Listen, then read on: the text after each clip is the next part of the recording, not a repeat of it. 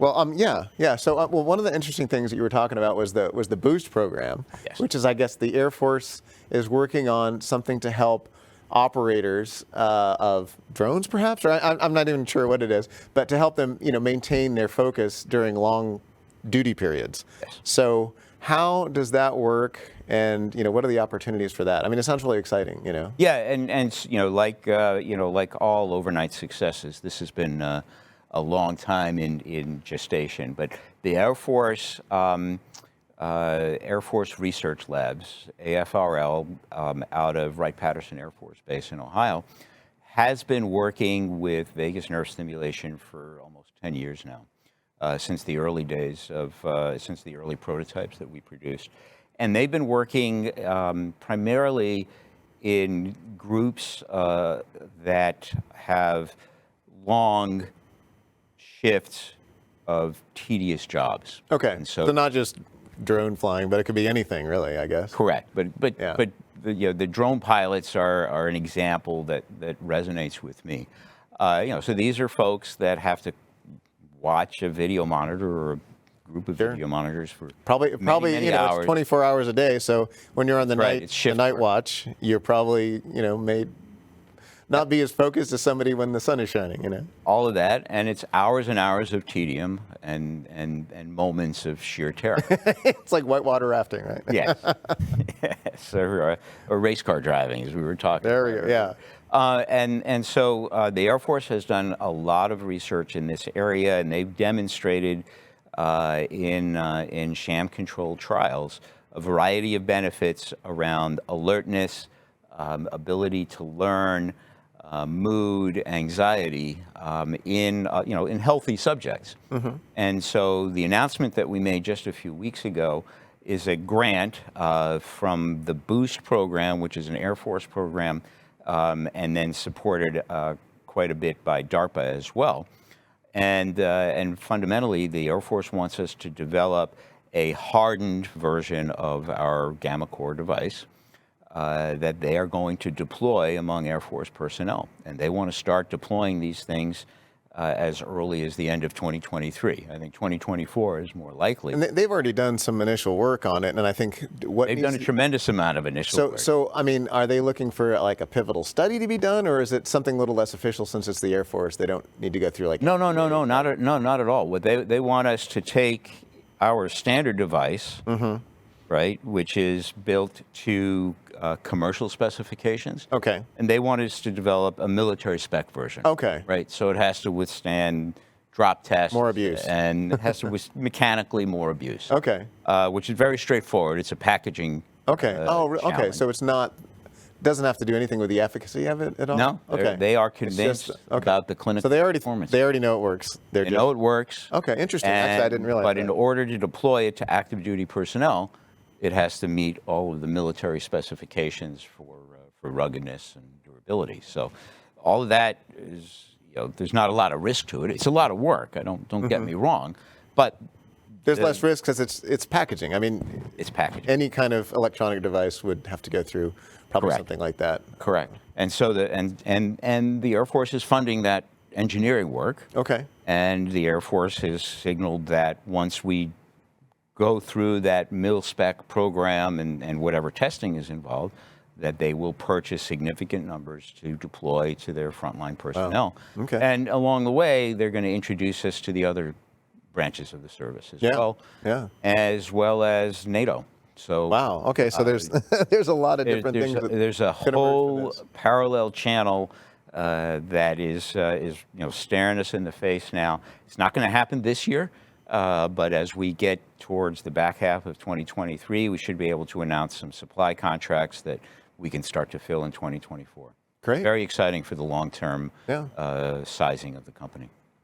Another interesting topic that I think is kind of a macro thing is just inflation, and I like to ask how that's affecting companies in my space, the medical device or pharmaceutical space. And one thing I remember we were talking about was D&O insurance, directors and officers insurance. Inflation in that has been high even before COVID, I believe.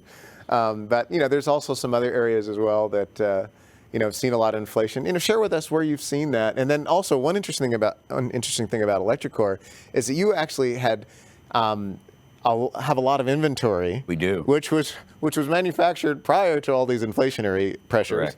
So you were actually in a really great position to avoid some of that inflation, at least in the near term.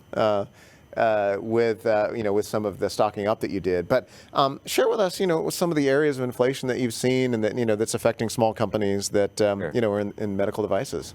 Sure. So, thanks for the opportunity, John. But D&O, as you know, D&O insurance is just one of my pet peeves. It's a huge tax on small businesses in America. We're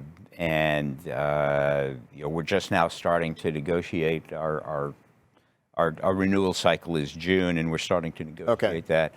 And the rates for D&O insurance are absurd, and it's driven by some changes in securities law and whether the states have any jurisdiction.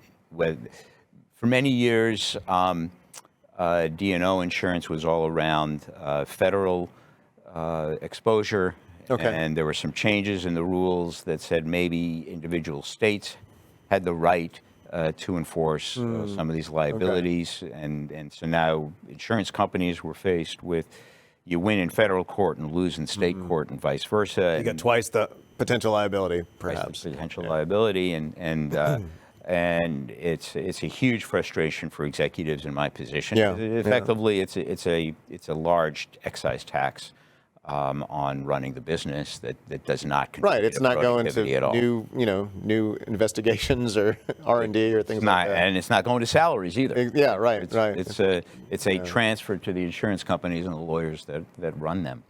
So what else besides I'll get off my exactly. I'll get off my high horse. But we are, as you mentioned, we are in a unique position regarding cost of goods and inventory because, for better or worse, we purchased a lot of inventory of our gamma-core sapphire in particular. Our balance sheet at December 31st showed more than $5 million of inventory at 80% gross margins. That's more than $20 million of revenue. Yeah, So, and at an $8 million run rate right now, that's it's a few more years, at least 2 years. But you may go faster. So and I would love to go faster. And but so in the short run, our cost of goods is fixed. Right, we are not going to see any impact there, and we also have the added benefit that we are turning that inventory into cash as we sell the product through. So now what looks like a mistake is now turning into a benefit given how the outside world has changed. Yeah. But there is, as you know, we've got a unique situation, but as you know, there's a large and growing pressure on all of these supply chains for electromechanical componentry. A lot of it runs through Asia, China, Malaysia, Singapore, Taiwan, and I don't see any relief in the foreseeable future. So it's going to get more expensive, and not just explicit cost, but the planning expense because the lead times have gotten so much longer. And so you have to carry more inventory, and so your working capital requirements go up. And then the third leg of this is personnel, and there's in our little corner of the world. How many people you have on your sales team? In our sales team? Yeah. We have about 30. Half of them, even maybe more, are in our call center in what we call the customer experience team. Okay. And the other half are in management, and we have a few people that are in field sales. Boots on the ground. Calling on VA hospitals. But we're doing more and more of our sales function virtually. But talent has always been a challenge, has always been a key part of running a small company, and the talent wars have only increased. Right. One thing I've heard from a lot of management teams is that not only the companies themselves, but the partners like the CROs and the CMOs and things like that, for my pharma guys anyway, they're a lot of those people are losing losing people as well, and then they're raising prices, they're losing people, so it makes it really tough to develop a new product. Yes, and so what drives not just the cash requirements to develop a new product, but also the timelines to develop a new product. And of course, if it takes longer, it's going to cost more as well. So it's whatever the opposite of a virtuous cycle. An unvirtuous cycle. Correct. Great. Well, last thing I want to talk about, maybe just a comment on how the pandemic has, perhaps the pandemic is having less effects now on the business as a whole. What do you think about that? Is it come down since the Omicron spike a couple months ago? We all sincerely hope that we've got the pandemic behind us. We all watch the news and it keeps flaring up in different places. Our UK business was severely impacted in January and February by the latest surge, specifically in Europe and in the UK. March was better, but it still hasn't bounced all the way back, and so we're optimistic. One of our executives got stuck at the Frankfurt airport for 10 days in quarantine when he threw a positive test. So it continues to disrupt everyday life. We all know somebody who's come down with the virus and had to rearrange their personal lives. So we believe that in our channels, with the exception of the UK, but our US channels, we seem to be past the pandemic. One of the changes that comes out of the pandemic that I don't think will be reversed is this whole notion of self-care, people taking responsibility for their own therapies, and telehealth and therapies that can be done in the home. It's a lot more efficient.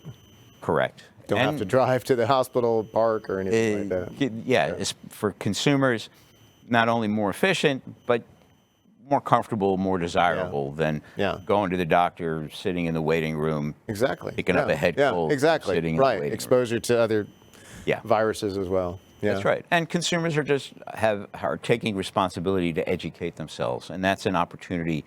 In headache, we compete with a lot of injectable therapies, and the injected therapies have to be done by a professional. Yeah, right. So you have to go in, and this have to go in, and so we do think that that's a lasting, sort of paradigm shift that'll be a tailwind for us.